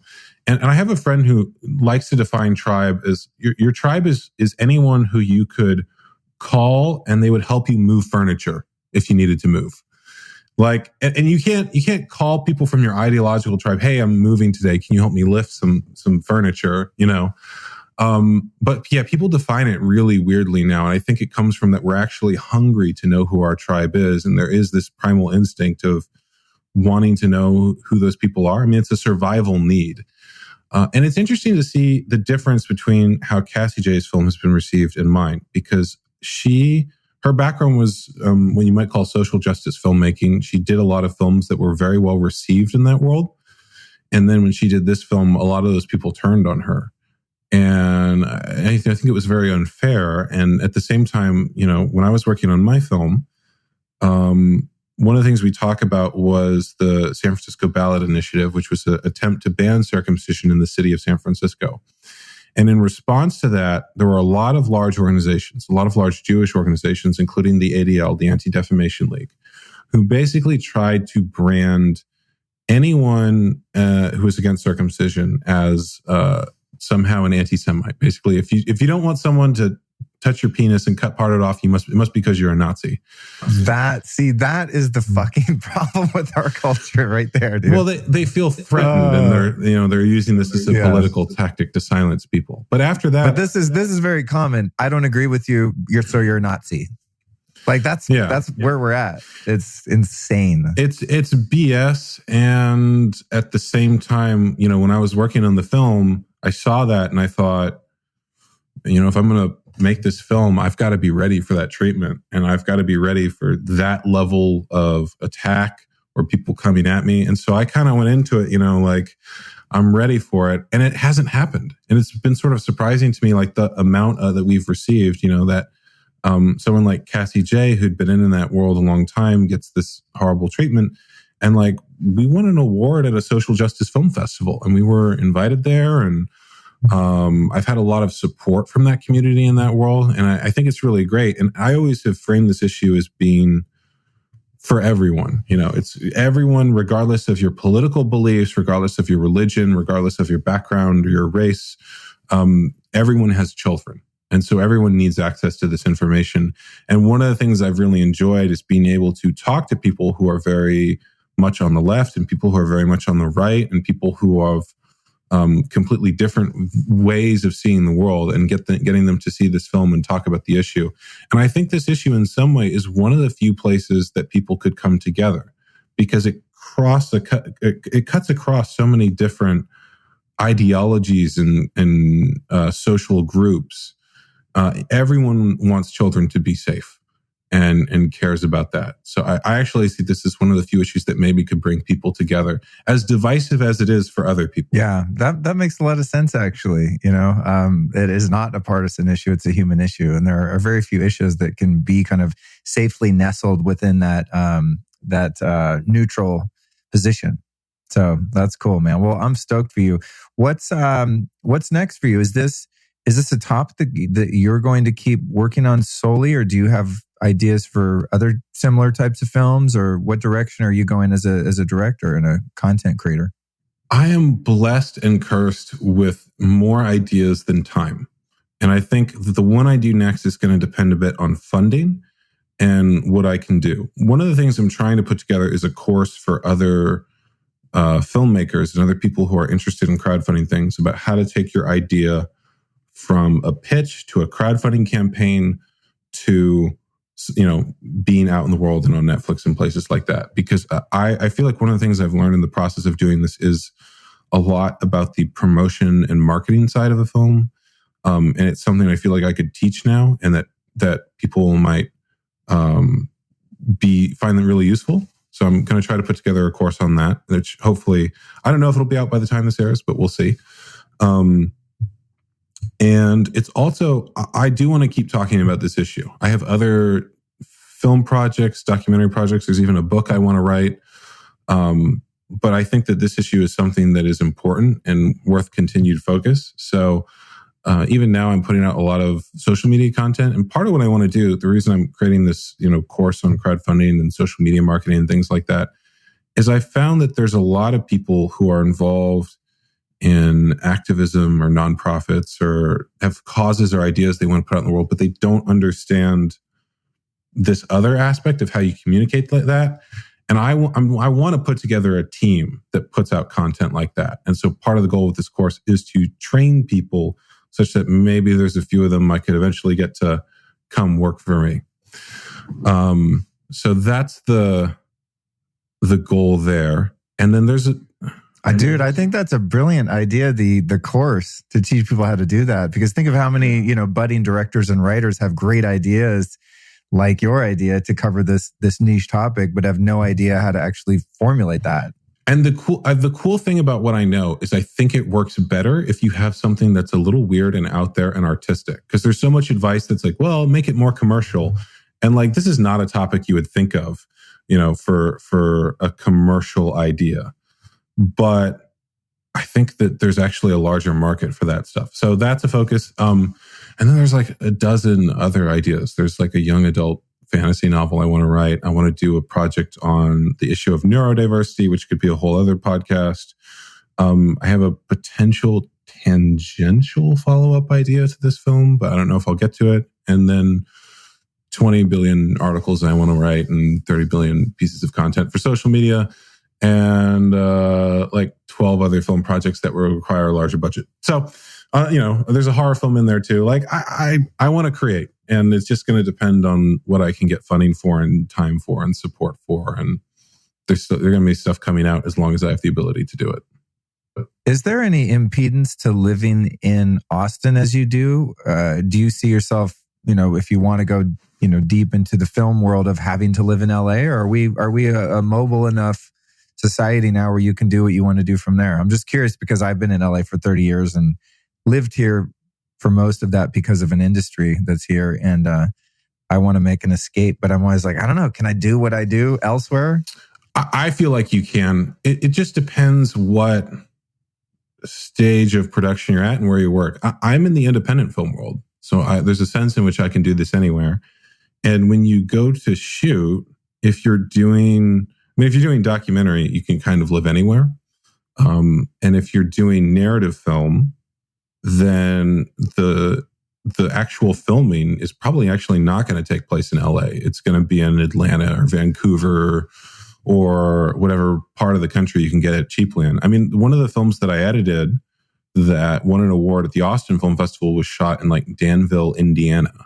Because, and when you shoot in a small town like that, they give you lots of free stuff because, oh my God, there's a movie in town. If you shoot in LA, they want you to pay for every location. And if you shoot there, they're like, oh, you guys would shoot a movie at our diner? Like, do you want us to like keep it open all night for you? Like, what do you, we'll shut it, we'll close it down. We'll give you free food. And it's like, oh, that's great, So I feel like you can do independent film anywhere. And there's a sense now too, in which I think the people I want to collaborate with, I'm meeting more and more online. So they'll see my work and reach out to me. And so, especially that social media content stuff, I'm always looking for people to help. And I'm always looking for people to help on this issue. And I'll say too, if after listening to this, it's a topic you want to get involved on, every activist group always needs more volunteers. Every activist group always needs more money. There is more than enough work to go around. Cool. Awesome. That's good to know. And as we come to a close here, I've learned so much about this issue today from you. You're very knowledgeable, as I knew you would be. That's why you're the perfect guy to talk to, as I've been wanting to cover this. However, I'm sure you've learned from some other brilliant people yourself. Who are 3 teachers or teachings that you might be able to point our audience to go learn from as well?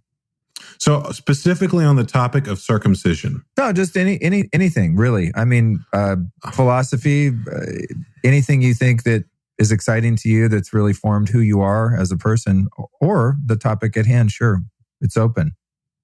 Sure. I'll do both. I'll do on circumcision and then just life in general. On circumcision, the academic Brian Earp has written a lot on this subject, and it's really good. He's studied at Oxford and Yale and is very knowledgeable. If you want something that is both more humorous, more angry, and a little bit conspiratorial at times, I would recommend checking out Eric Klopper's work. He did a stage show at Harvard called Sex and Circumcision, A Love Story.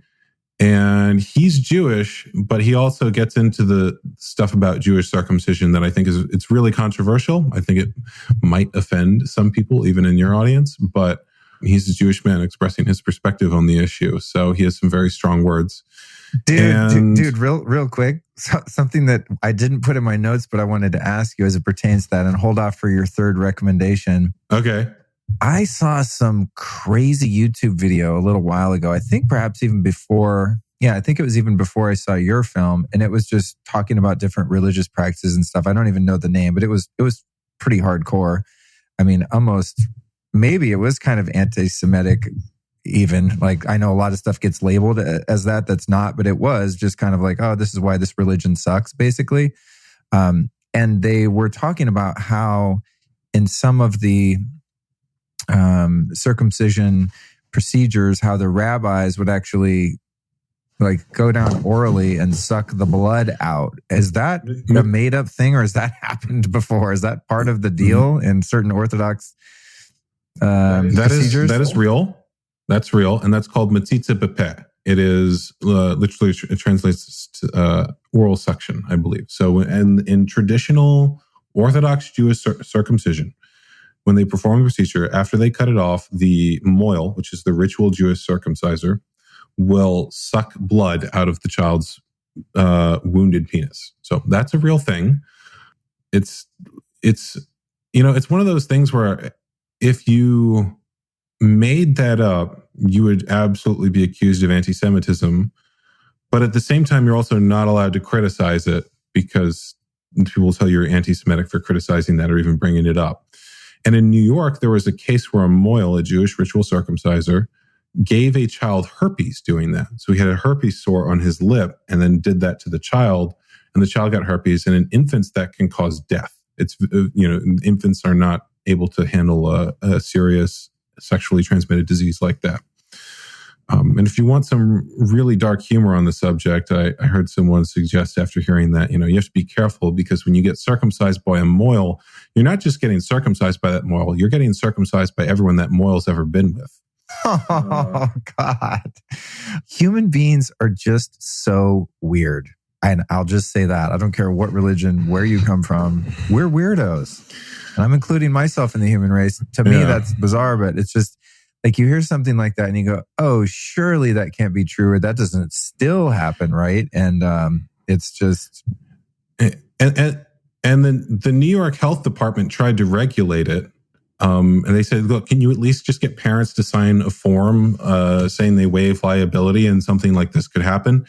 And the Orthodox community, which is very powerful, said, no, that's our religion. You absolutely can't regulate it. So this is something, this part of the practice still happens? Yeah, it's not done, unless the circumcision is done in a religious setting with certain prayers, it has no value in Judaism. So there's a lot of Jewish parents who do it in the hospital just because they're not that religious, and they don't understand their religion that well. And in the Reformed traditions or in the less Orthodox versions, it's not done, but in the Orthodox, it's absolutely done that way.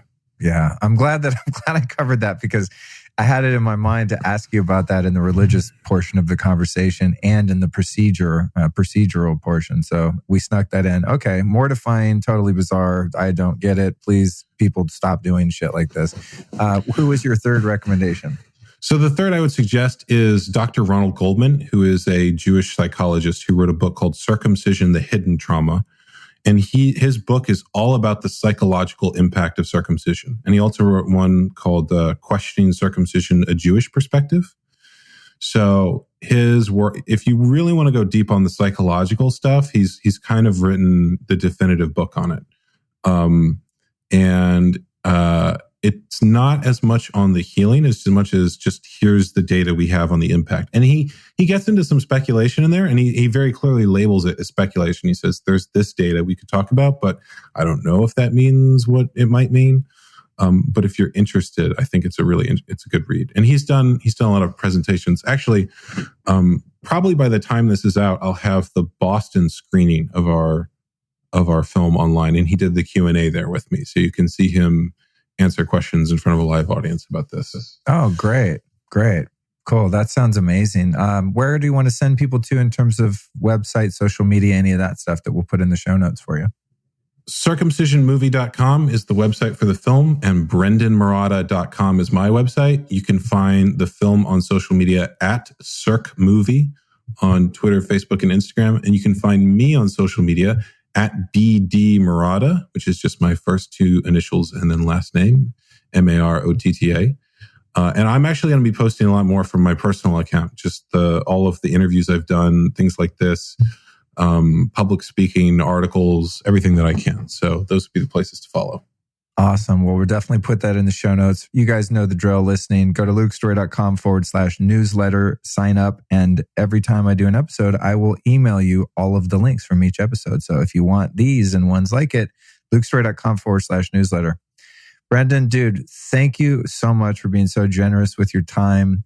I was, toying with the idea of waiting until I came out to Austin, where you live, because I'm going to be coming out there in April for Paleo FX. And I couldn't wait. So thank you for making the time to do it on Skype. And thank you for having a decent microphone and a working internet connection.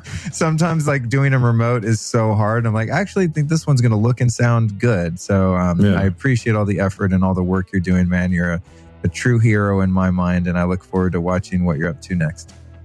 Appreciate it. Thank you. Well, there you go, folks. As promised in the intro, this was sure to be an episode to get you thinking, right? And I would just like to reiterate, listen, if you're a parent who's made the decision to circumcise your boy because it seemed like the best thing to do at the time, and you might have listened to this episode and gone oh, I screwed up. Listen, no shame, no guilt. We're all doing the best we can, and I'm sure your boy or your boys are going to turn out to be just fine. I mean, mine was chopped off, and I'm a pretty decent person after doing a little work on myself. And if you're someone who had listened to this episode and thought, you know what, I'm still glad that I did that to my kid and I'm behind it, then, good for you. That's the beauty of what little freedom we have left in the Western world. So enjoy it while you've got it. And if this was an episode that was meaningful to you, if it kind of opened your eyes to some facts or some points of view that you found to be inspiring or intriguing in any way, I highly encourage you to share this with as many friends as you can. This is a great way to support the show and just support some of these fringe topics that I'm beginning to cover more and more. As promised at the beginning of 2019, I really want to, it's not like I'm wanting to become controversial just for the sake of doing so, but there's so many things like this issue that I've looked into over the years that are largely ignored by the mainstream media or even suppressed in many and most cases. And so while I'm still allowed to, I love to share this information, and you can do your part by just turning your friends and family on to a different point of view if you found it to be valid.